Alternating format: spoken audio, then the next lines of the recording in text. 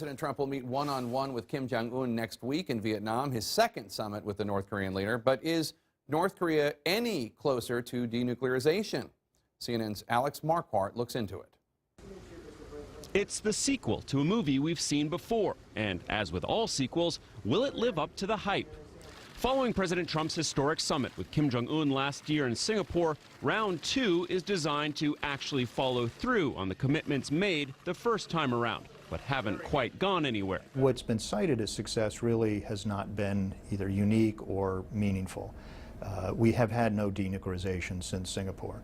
The White House announcing today that the president will meet one-on-one with the North Korean dictator to kick off their meetings in Vietnam's capital. We've made a lot of progress. We've made a tremendous amount. That doesn't mean this is going to be the last meeting, because I don't believe it will.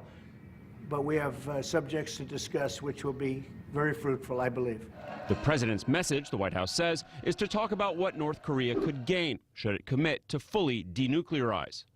One first problem, the two sides haven't agreed what that even means. We see it as North Korea abandoning its weapons as it's required to do under the UN resolutions, and North Korea sees it as a negotiating where they want to remove what they say is the U.S. hostile policy. American negotiators say they also hope to focus on three other broad priorities: transforming the relationship between the two countries, establishing a peaceful regime on the peninsula, and getting the remains of American troops missing and killed in the Korean War. Preparation is fully underway. National Security Advisor John Bolton is due in South Korea this week for meetings, while the State Department takes the lead. This is a long and difficult task. We've been negotiating hard. As with all international summits, the president will arrive on a gleaming Air Force One.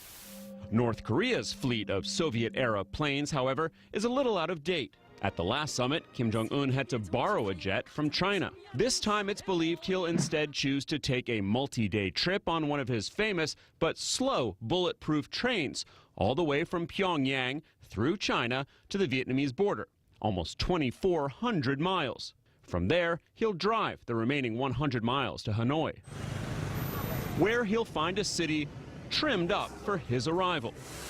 One barber offering Kim's famous cut for free, as well as President Trump's signature swept-back blonde do. The North, of course, wants U.S. sanctions lifted, and if you listen closely to what the President and Secretary of State Pompeo have been saying, they may be willing to start lifting those sanctions if they start to see what the President has called meaningful progress. Jake? It's a big if. Alex Marquardt, thanks so much. Our coverage on CNN continues right now.